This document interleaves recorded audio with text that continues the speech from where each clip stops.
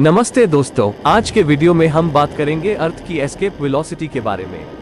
तो सबसे पहले जानते हैं कि धरती के चारों तरफ गुरुत्वाकर्षण है, जिसके वजह से सभी चीजें धरती की तरफ आकर्षित होती हैं। लेकिन अगर कोई चीज अर्थ की ग्रेविटी से निकलना चाहे तो हमें उसे अर्थ की ग्रेविटी से बाहर निकलना पड़ेगा, और इस प्रोसेस को हम एस्केप वेलोसिटी कहते हैं। एस्केप वेलोसिटी के बारे में जानने के लिए सबसे पहले ये समझना होगा कि किसी भी काम को करने के लिए एनर्जी लगती है। अर्थ की ग्रेविटी से बाहर जाने के लिए किसी भी ऑब्जेक्ट को इतनी एनर्जी चाहिए होती है कि वो अर्थ की ग्रेविटेशनल पुल को कम से कम एक बार हरा सके। इस एनर्जी को हम एस्केप वेलोसिटी कहते हैं, जो कि काइनेटिक एनर्जी के फॉर्म में दे दी गई है। ये वेलोसिटी अर्थ के सरफेस से निकलने के लिए जरूरी होती है। अब आप सोच रहे होंगे कि ये एस्केप वेलोसिटी कितनी होती है।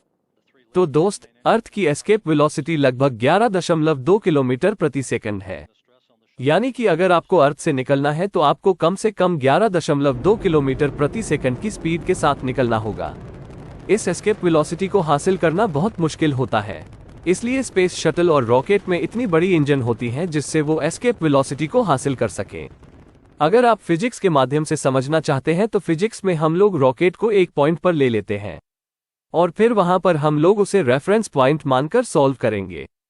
तो हमें अर्थ की ग्रेविटेशनल फील्ड से बाहर निकालना है, तो वहां पर हम लोग फाइनल वेलोसिटी को 0 मान लेते हैं, क्योंकि हमें बस इसके एस्केप वेलोसिटी निकालनी है। तो फाइनल वेलोसिटी 0 मान लेते हैं। फिर उसके बाद रीअरेंज एंड सॉल्व करके इसका फॉर्मूला पता कर लेंगे, जो कि होगा अंडर रूट में 2gr।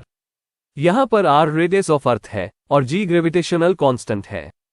तो ये था अर्थ की एस्केप वेलोसिटी के बारे में छोटा सा ज्ञान। हम ऐसे ही रोचक तथ्य और जानकारी लेकर आते रहेंगे।